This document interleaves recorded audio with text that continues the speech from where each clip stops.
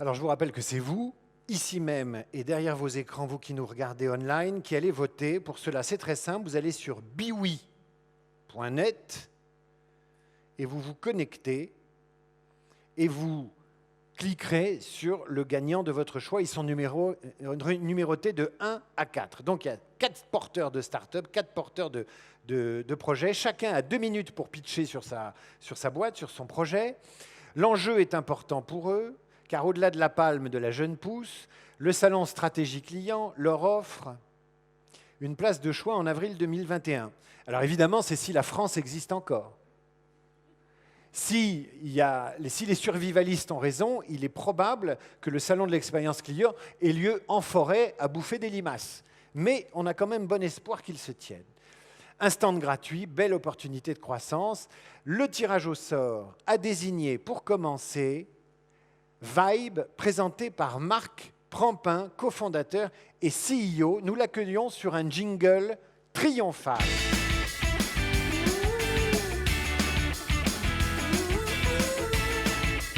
Vous pouvez applaudir Marc pour l'encourager.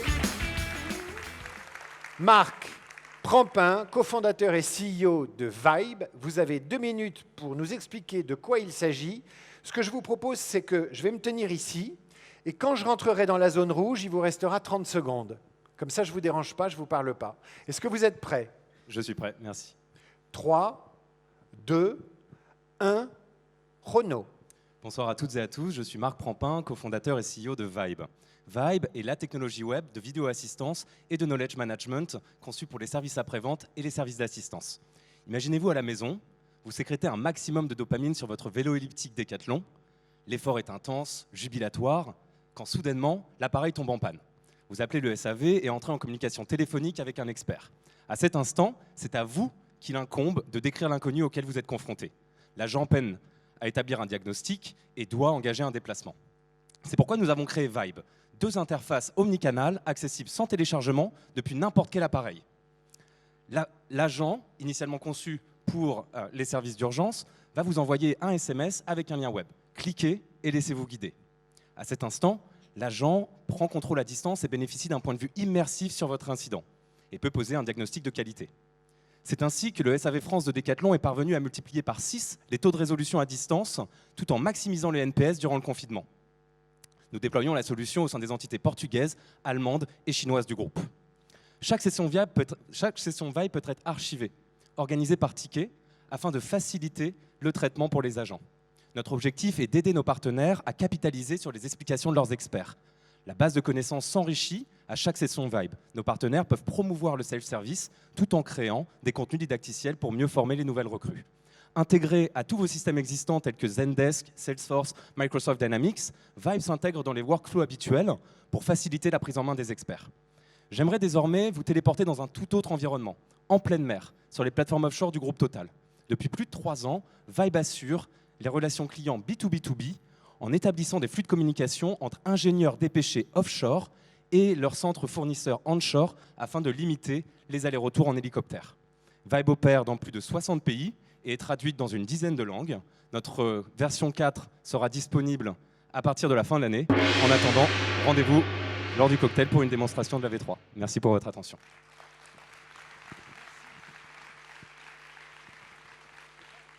Pas facile, hein? C'est pas facile de terminer juste sur le gong. Bruce Lee faisait ça. Bruce Lee le faisait avec Chuck Norris.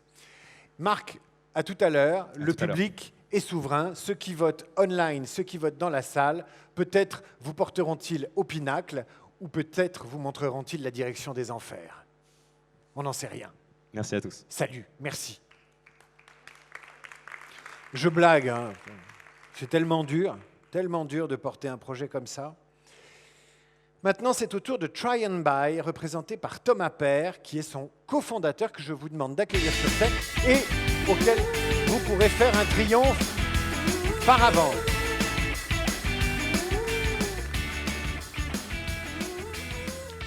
Thomas, vous connaissez le principe, vous avez 2 minutes pour pitcher votre projet, votre entreprise.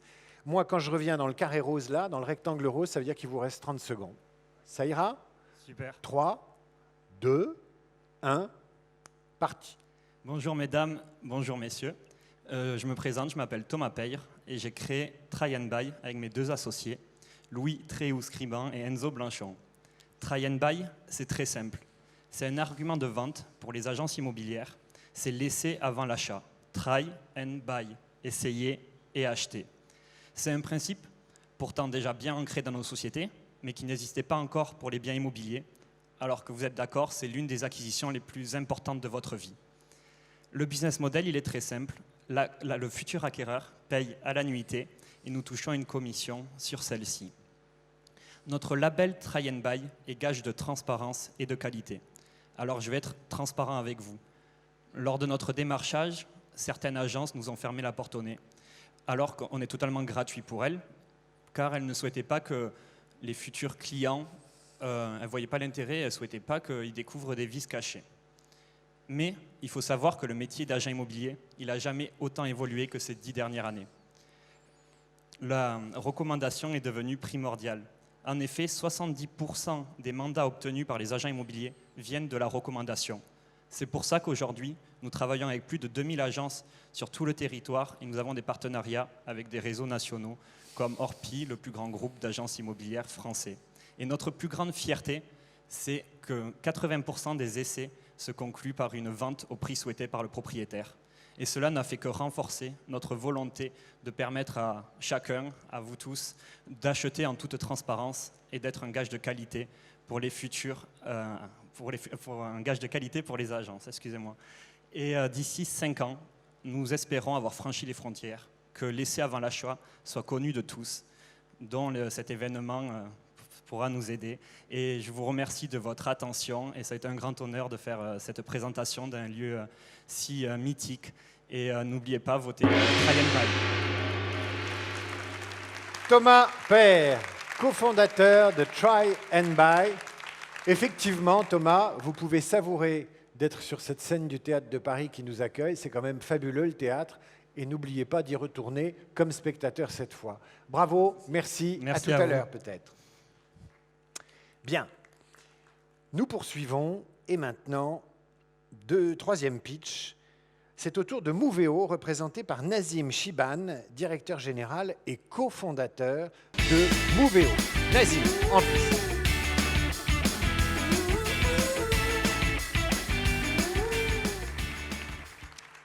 Nazim Chiban, vous connaissez le principe. Vous avez 2 minutes pour nous raconter votre start-up Jeune Pousse. C'est parti. Bonsoir à toutes, bonsoir à tous. Ce soir, on parle beaucoup d'expérience client. Chez Moveo, on parle d'une autre expérience tout aussi importante, l'expérience collaborateur. Qui n'a jamais rêvé de vivre une petite expérience en start-up pour découvrir un nouvel environnement et changer un petit peu de son cadre de grand groupe? C'est ce qu'on propose chez Moveo, en permettant à des collaborateurs de grands groupes de vivre des expériences apprenantes et immersives dans les plus belles startups de l'écosystème.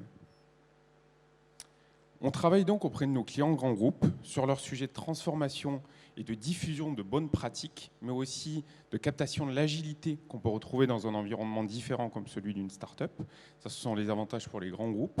Il y a aussi énormément d'avantages pour la start-up qui va bénéficier pendant un temps, quelques semaines, quelques mois, de l'expertise d'une personne avec une expérience en grand groupe.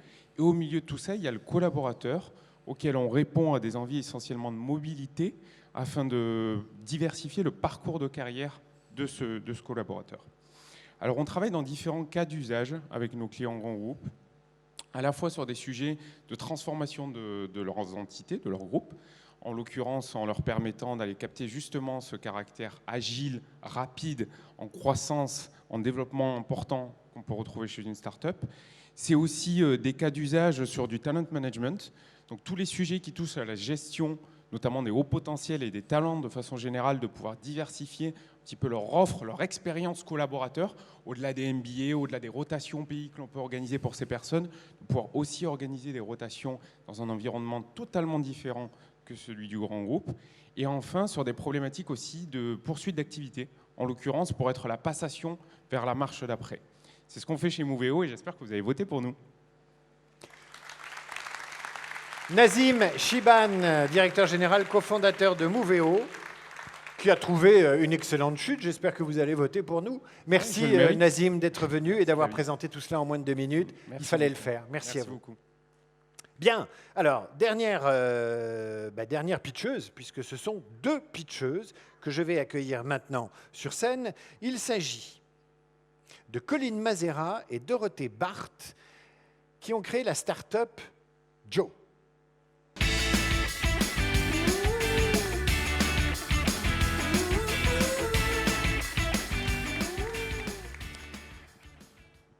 Mesdames, vous connaissez les règles. Au terme d'un temps périodique de 2 minutes, vous aurez pitché votre start-up. Ça s'appelle Joe. Et pour citer Jimi Hendrix, Hey Joe, c'est parti. Merci. Bonsoir, donc je suis Colline et je viens du marketing digital. Bonsoir, je suis Dorothée et je viens du journalisme.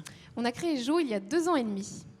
Alors, le contexte de Joe, c'est ça. Il y a des produits qui sont dangereux, cancérigènes, complètement interdits dans un gel douche, par exemple, mais qui sont autorisés dans les protections périodiques, qui sont pourtant en contact avec la zone la plus fragile du corps de la femme, 5 jours par mois pendant 40 ans. Il n'y a aucune réglementation sur ces produits. En France, le marché, c'est 16 millions de femmes, dont 60% qui n'ont plus du tout confiance dans les marques historiques du marché. Alors en 2018, on a créé une alternative, une box sur mesure de protection périodique en coton bio, vendue online sur jo.fr avec un système d'abonnement, parce que les règles, ça revient tous les mois. Joe, ça veut dire juste et honnête. Alors ça met un peu la pression comme baseline, mais finalement pour nous, ça simplifie tout. Parce que honnête, on se doit de l'être dans nos relations avec nos clientes tous les jours via les réseaux sociaux, mais aussi dans nos relations avec nos collaborateurs, nos prestataires et partenaires. Et cette philosophie, on la transmet à nos clientes dans des vidéos très incarnées et virales. Alors incarnées soit par Colline et moi, soit par des membres de notre équipe. Et avec ces vidéos, on a conquis plus de 50 000 clientes et on a attiré des très très beaux profils dans notre start-up. Aujourd'hui, on est 12 et on a plein de projets pour faciliter et améliorer encore plus la vie de nos clientes. Donc développer des nouveaux produits, aller en magasin physique, développer une appli. Et on va aussi beaucoup travailler sur notre offre entreprise parce que comme ça se fait beaucoup aux États-Unis, depuis 1 an, on travaille avec des petites startups et des grands groupes qui souhaitent mettre des produits Joe pour leurs salariés dans leur sanitaire. À bon entendeur. Dans Joe, il y a aussi Juste, parce que depuis la première boîte vendue il y a 2 ans et demi, on donne 1,7% de notre chiffre d'affaires à des associations qui soutiennent des femmes dans la pauvreté en France et à l'étranger. Et à ce jour, on a donné plus de 60 000 euros. C'est un booster incroyable pour nous en tant que fondatrice, pour notre équipe, et c'est aussi très très rassembleur pour toute notre communauté de clientes. Merci beaucoup. Mesdames, merci. Colline Mazera, Dorothée Barthes, cofondatrice de Joe. On verra si vous avez conquis le vote du public, peut-être à tout à l'heure. Merci à vous 2. Les 4 startups ont été pitchées. C'est à vous de jouer maintenant. L'adresse pour voter doit s'afficher sur une de ces slides. J'imagine, ça va se faire pour vous la rappeler. Pendant les votes, j'appelle sur scène Antoine Couret. Il est président du Hub France Intelligence Artificielle, Hub France IA, pour remettre le trophée de la jeune pousse. Jingle pour Antoine. Bonsoir David. Bonsoir Antoine, merci d'être avec nous. Vous avez laissé votre masque là-bas. Quand vous descendrez, vous récupérez le masque de quelqu'un d'autre parce que nous sommes définitivement durables et avons horreur du gaspillage ici. Non, tous les masques sont changés. Évidemment, on ne prend aucun risque. C'est bien organisé, c'est bien organisé. Antoine, on est ravis de vous avoir. Le Hub fédère un écosystème de start-up basé sur l'intelligence artificielle. Comment on peut faire ce lien entre intelligence artificielle et valeur? Parce que jamais une technologie n'a été autant challengée sur la question des valeurs. Oui, effectivement. L'IA, souvent, on nous dit c'est la reconnaissance faciale, voire certains le contrat social, voire la perte d'emploi avec la robotisation, etc. Mais quelque part, l'intelligence artificielle, c'est quelque chose qui est assez bête. Et les valeurs que l'IA peut avoir, c'est surtout celles que vous allez y mettre. Et effectivement, comme Eric le disait au début, l'intelligence artificielle est aussi porteuse des 3 valeurs qui étaient présentées. Donc, le développement durable, il y a pas mal d'entreprises du e-commerce qui ont rejoint les palmes de la relation client cette année. Et clairement, tout ce qui peut être fait en termes d'intelligence artificielle autour de l'optimisation, la logistique, du dernier kilomètre, faire en sorte d'avoir de plus en plus de livraisons bas carbone, etc., est très efficace. Il y a aussi le Made in France. Vous savez un des challenges du Made in France en relation client, c'est efficacité, compétitivité, ce qui n'est pas évident. Donc parfois, il faut aussi un petit peu automatiser, permettre d'aller plus vite au sujet que le client veut adresser. Donc, dont certaines startups d'ailleurs présentaient la façon de le faire, y compris en version immersive. Et ça, très clairement, l'intelligence artificielle peut aider. Et puis enfin, il y avait, je crois, la troisième valeur qui était agir pour le bien commun. Ça, c'est sans doute un des plus grands défis. Au Hub, effectivement, on travaille beaucoup sur le sujet des données, de l'éthique des données, de l'éthique de l'intelligence artificielle, y compris en France, mais aussi au niveau européen. C'est sans doute l'un des sujets qui est le plus critique. Il y a d'ailleurs a été lancé le GPAI, qui est un travail commun entre le gouvernement français et le gouvernement canadien pour travailler là-dessus. C'est sans doute les deux pays qui sont le plus en avance sur les travaux sur l'éthique des IA. Donc effectivement, pour répondre à ta question, David, faire le lien entre intelligence artificielle et valeurs, c'est au cœur de la mission que peut se donner le Hub. Merci à vous, Antoine Courret. On arrive à un moment assez important, puisque là, c'est un vote du public qui va départager les pitchers. On me dit dans l'oreillette que je n'ai pas, mais que le public a voté, que ce soit le public physique dans cette salle et le public online. Faisons un bref sondage. Vous avez tous voté dans la salle? Pas de problème? Oui, merci pour vos réponses. Eh bien, les lauréats vont se dévoiler dans un instant sur ces écrans.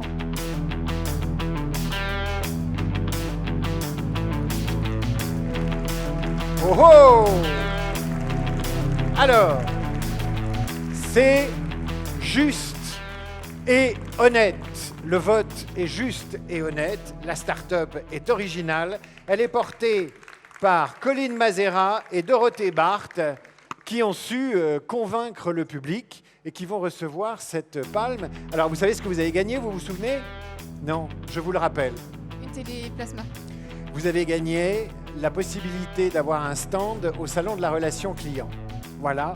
Enfin, c'est pas la possibilité, ce sera votre cadeau.